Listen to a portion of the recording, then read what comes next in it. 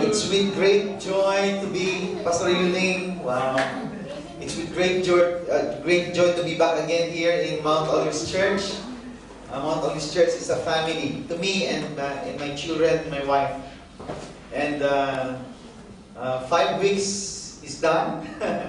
This is my last Sunday for my ministry here.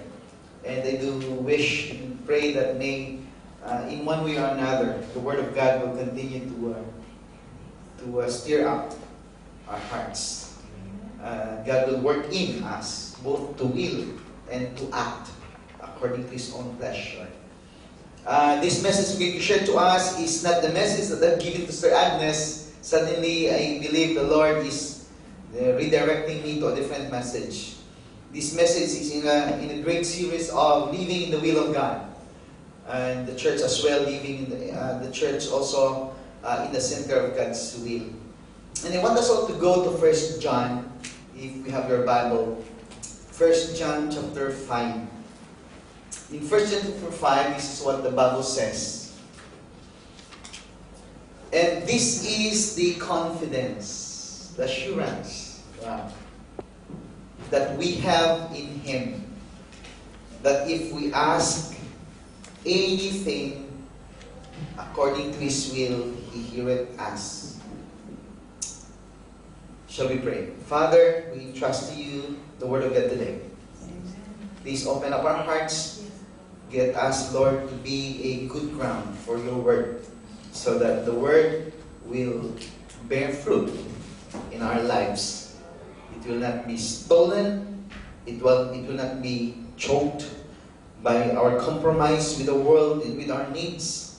It will not, Lord God, be dried up, but it will bear fruit 30, 60, 100 times. So this we ask in Jesus' name. Amen and amen. And this is one of the passages I love in the scripture. It's really specifically directing us to the right kind of prayer. And I know a lot of pastors of big churches who post this verse in Facebook. And they would say, just ask anything, and the Lord will give you. I don't think he understands the passage. The Bible says here, if we ask anything according to His will, He heareth us. Next verse, and if we know that He hear us, whatsoever we ask, we know that we have the petition that we desired of Him.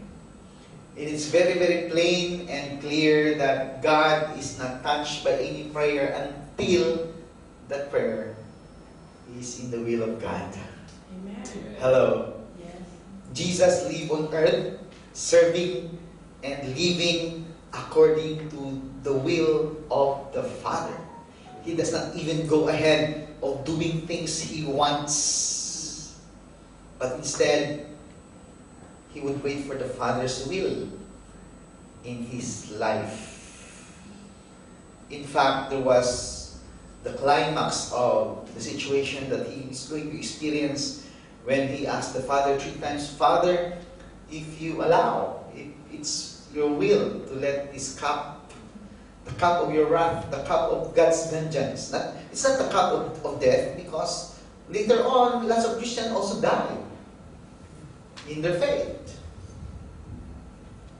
This is not a cup of suffering, because a lot of Christians also suffered after that.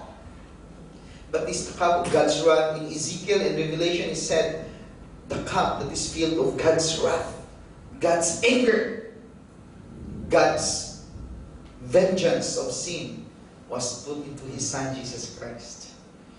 And no one has ever carried that kind of cup. No one has ever drank that kind of cup, but Jesus.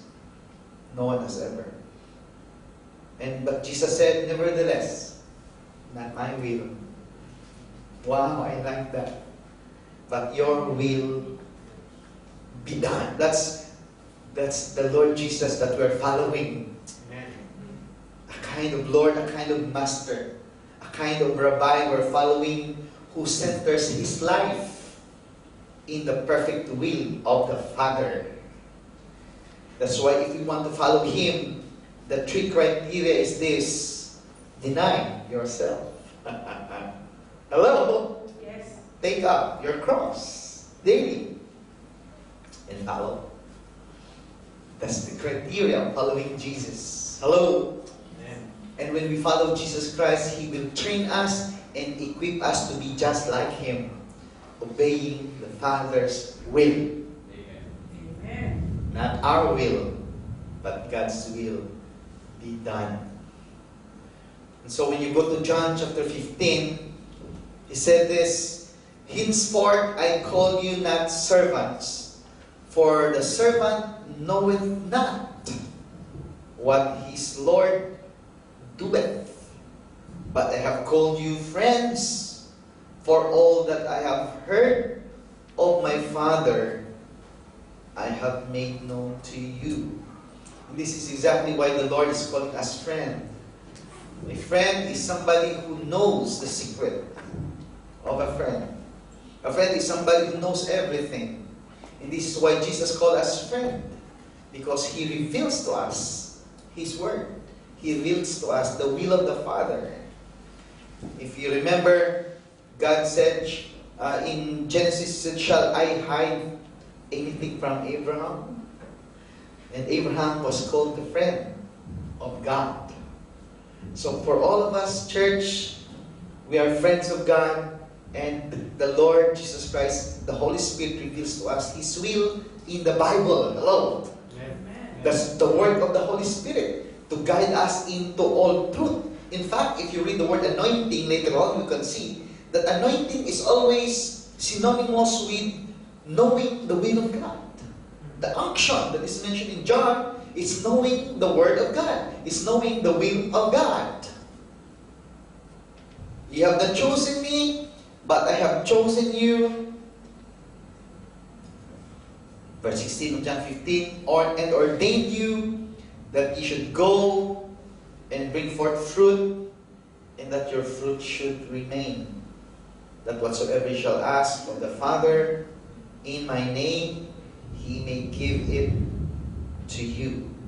And it's so unthinkable to see people asking in the name of Jesus, yet they are not trying to check if it is really the will of God or not. Hello? Hello? You can even forcefully say, in Jesus' name, with force.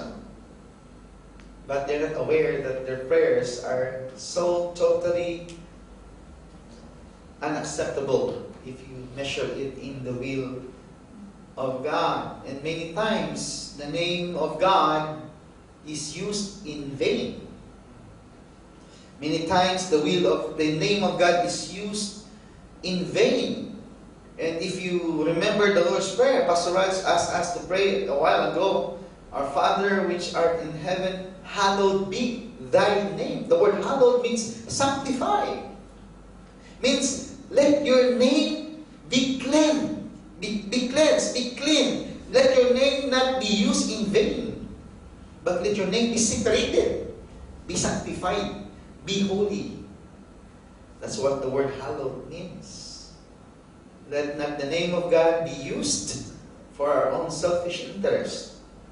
Let not the name of God, the name of Christ, be used for our own interest that is not according to the will of God. Hello? Yes.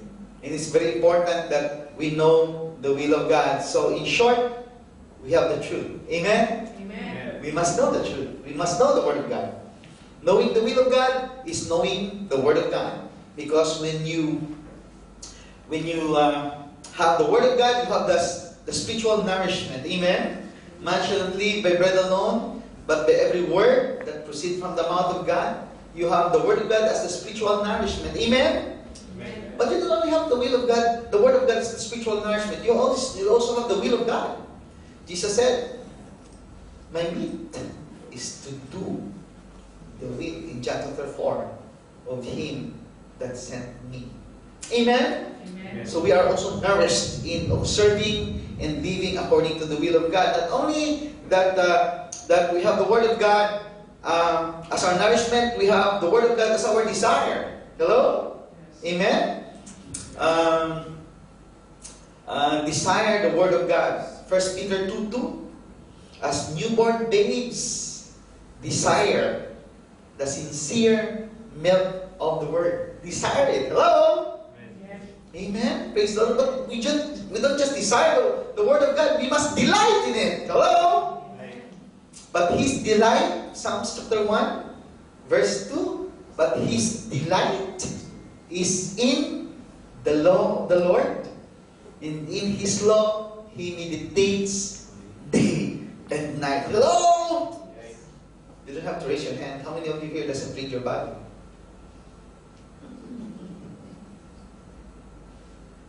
Rick is very, very honest. Wow. Oh, you have your Bible there in your cell phone, right? Okay. So you need to say, you don't read it. Okay. Okay. Wow. Christians who love the Lord, they have the appetite in the Word of God. Don't you know that my preaching here, the 2 weeks preaching here, is that my wife watch it in YouTube because they want to get fed. And then he called all the disciples, go to house and watch it in big TV, all the 2 preachings there. And my wife said, they are taking note, Dad. Watching and taking down notes. These people are hungry of the Word. Hello? Amen. You have to delight in it. Amen? Amen. You have to have the appetite of the Word. Praise the Lord God. Amen? So we have the truth that we have in the Word of God. He agrees with me. The Word of God, the truth, produces faith. Amen? Faith cometh by hearing. In hearing by what? By the Word of God. By truth. Hallelujah. Praise the Lord. Without the Bible, without the Word of God, faith does not grow. Faith cannot grow. Faith cannot grow without the Word. Faith cannot grow. Hello. And faith, when you have faith, then it produces what? It produces relationship with God. It produces prayer. Hallelujah. Amen? Amen. You don't have faith, you don't pray. Hello? Yes. You don't have faith, you don't pray. Sometimes people ask you to pray. They will try to pray. But they cannot pray because there is no faith in it. And there is no faith in it because there is no Word. There is no abundance of the Word. Hello? And when the Word is abundant, faith is abundant. And prayer overflows.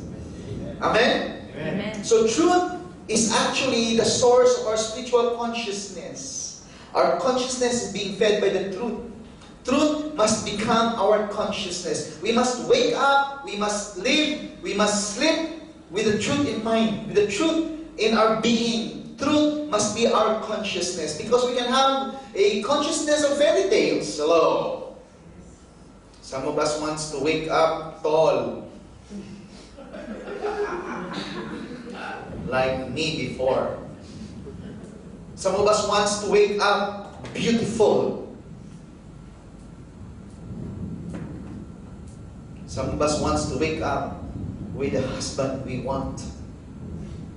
Well, if you wake up with the husband you want, go back sleep again. You're just dreaming. If you wake up, you're tall, go back sleep again. It's just a dream. People live in fairy tales. But we must live with the consciousness of the truth in our life. Truth. Amen. Only the truth. Hello? Amen. Only the truth. Amen. Not tradition, not superstitious belief, not earthly ideologies. It must be biblical truth. That's the truth. Amen? And when you have the spiritual consciousness, then you start to have the spiritual reality. Hello? Your reality is based on truth. Hello? Amen? Wow. You know why? You know why we observe communion? Because we live in a reality that Jesus is true. I don't get an amen for that. Amen. Amen. Hello? The reason why we remind ourselves that 2,000 years ago, Jesus broke the bread with His disciples to show Him, hey, I have body and I have blood. Because years after that, they will question that. People will start to create a doctrine against the incarnation of Jesus, that truly Jesus did not become a man, but he was just phantom. And there are lots of Gnostics that starts to question that later on. But because we know the truth, hello, we live in reality that Jesus is true. Hallelujah. Amen. And no one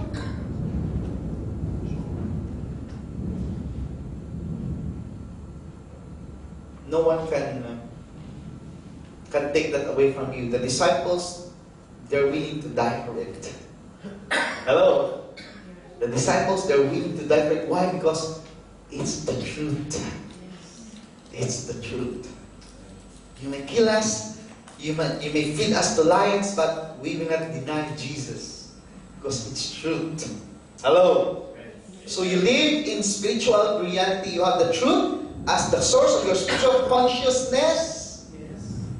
And you have faith, means that you live in reality. It's a spiritual reality. It's the truth. Hello? Yes. Wow. And you're willing to die for it. Of course, prayer is your spiritual relationship with God. Then you have relationship with God because you have the reality with God.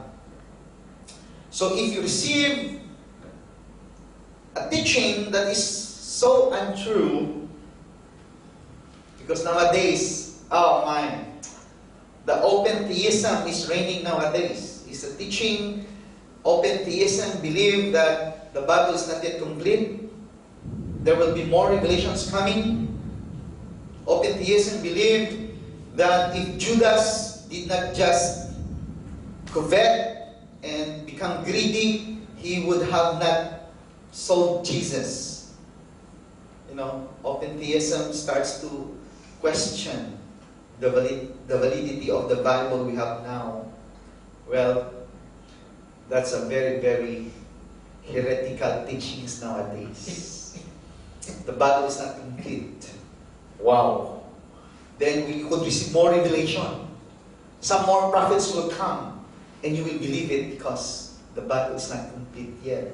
Then the Bible is unreliable to measure and determine whether somebody's prophecy is right or not. Then the Bible is not anymore reliable to measure that. Wow. So you have the wrong truth, you have the wrong teaching, then it will produce wrong faith. It's like barking on the wrong tree. It's like climbing in the wrong mountain. And after a while, wow, you've gone too far from the truth. Of course, you have a wrong prayer. That's why some people pray wrongly. Hello? When you pray in the will of God. Hello? Pray in the will of God. Why does, Pastor, why not all our prayers are answered? Yes, that's why. Because not all of our prayers are in the will of God. Hello? Do I still have friends here? I just have to hide somewhere. When somebody asks you for prayer, you have to be discerning. Because these people, some people, no prayers can affect them anymore. They need to repent before the Lord. And sometimes if you'll just pray for them carelessly, and without any discernment, we don't know that our prayer is just, using the name of the Lord in vain. We must be very, very careful. Simon, the sorcerer, if you remember, I told you before, Peter said, you perish with your money. Peter said, you have to repent. Then Simon said to Peter, could you pray for me so that these things will not happen? The Bible did not say that Peter prayed for him. Because what is required is not prayer, but repentance. You have to repent, Simon. You have to repent. You have to repent. Be careful. Be careful. So what are the 4 guiding principles that would make us be in the center of God's will? This is called the 4 spiritual tests. Number 1, you have to ask the question, is it the will of God? Is it the will of God? Lord, when I do this, when I have to walk that path, is it your will? When I choose this career, Lord, is it your will? When I choose to sell this kind of commodities, is it your will? And anyway, Lord, this is not whiskey, it's just beer.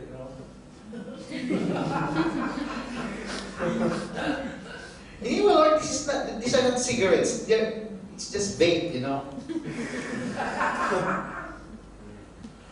have to know. It's the will of God. Amen? Amen. Not everyone that saith to me, Lord, Lord, shall enter into the kingdom of heaven, but he that doeth the will of my Father, which is in heaven. In fact, he went a little farther after that he said, on that day, maybe he will say to me, Lord, have we not prophesied in your name? These people are not just calling him Lord, but they use the name of Jesus. Have we not prophesied in your name? Have we not done miracles in your name? Can you imagine that? Miracles happen in the name of Jesus. Have we not done good works in your name? But Jesus said to me, I never knew you. Depart from me. I never knew you. Can you imagine? Jesus would tell them like this, that was not mine. Those miracles were not mine. I never knew you. Never. Right from the start, it wasn't me. It wasn't me. Wow. That's why the Bible says, the will of my Father which is in heaven. This is what I told you a while ago. He went a little farther and fell on his face and prayed, saying, Oh, my Father, if it be possible, let this cup pass from me. Nevertheless, not as I will. The Son of God. The Son of God. The Son of God who submit to the will of the Father. He set aside his being God and he took on the human form and became obedient to the Father even unto death, the death on the cross. Philippians 2. Total submission to the will of the Father. Can you imagine that? Wow! The Son of God. Nevertheless, not as I will, but as thou wilt. How will we know the will of God? Through the Word of God. Hello? Amen? Amen. Through the Word of God. The Word of God is complete. The Word of God is there to guide us. Wow.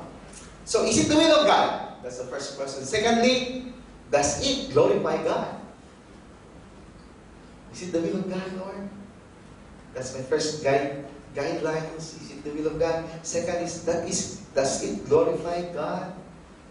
Well, I love to listen to John Piper when he addressed certain critical questions and sensitive questions as well.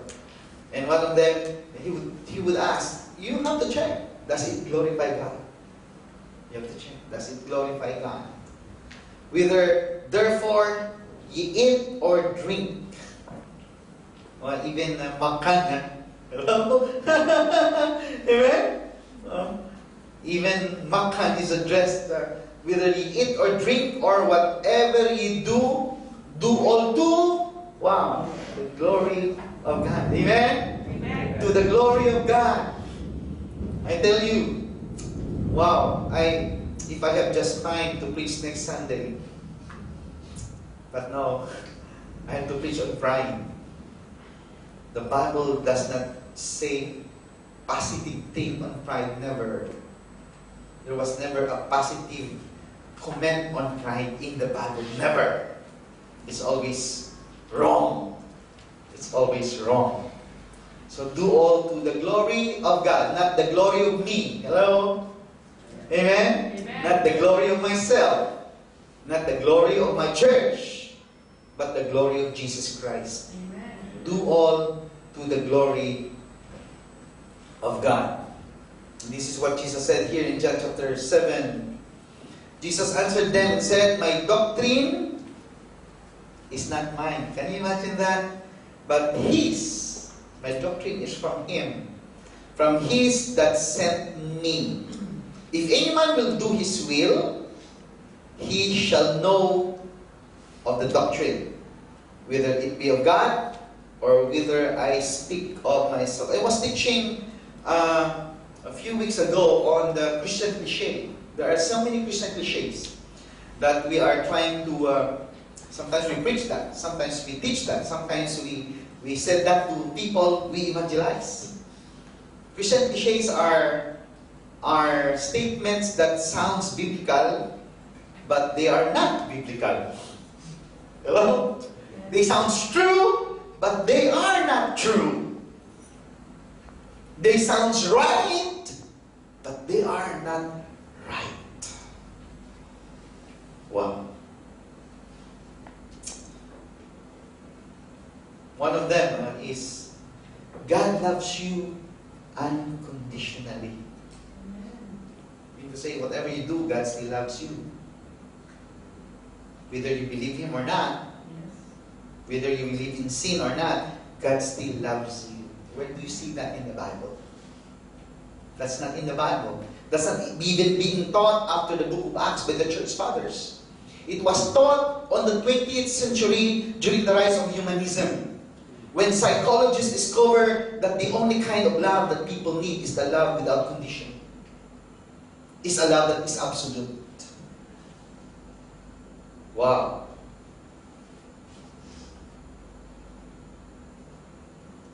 You cannot live in sin and don't get your consequence. You cannot live in wickedness and don't get your judgment. The only way out there is faith in the Lord Jesus Christ. That's the only way there. Hello? Well, Pastor, God loves sinners, but He hates sin. Well, you don't see God sending sin to hell, but sinners. Hello? Sinners. People are trying to hide the truth in order for the church to flood with people. They will hide the anger of God, the hatred of God, the wrath of God for sin. They hide that. It's okay, brother. You know, it's okay. You commit mistake, commit sin, it's just okay. No, it's not okay. Hello? Jesus did not save us to remain sinner. Hello? We are born again to become saints. Amen. We're born again to live in holiness. Amen. We were born again to live in conformation in the likeness of Jesus Christ. Amen? Amen. Not to go back to sin again and again. There is the word anathema in the Bible. Mean to say, please communicate. Anathema Maranatha. Cut him off. The Lord is coming. Wow. God is a God of condition. That's why He preached the law. But He knows that we cannot do it by ourselves. That's why we need grace. Amen. Hello? Yes. That's why we need grace Amen. through faith in the Lord Jesus Christ, so that we cannot boast. Hello? It's God working in us now when we got born again. Amen? Amen. There are so many Christian cliches that when I teach this somewhere, I ask them, how many of you hear that, Pastor, we even preach that?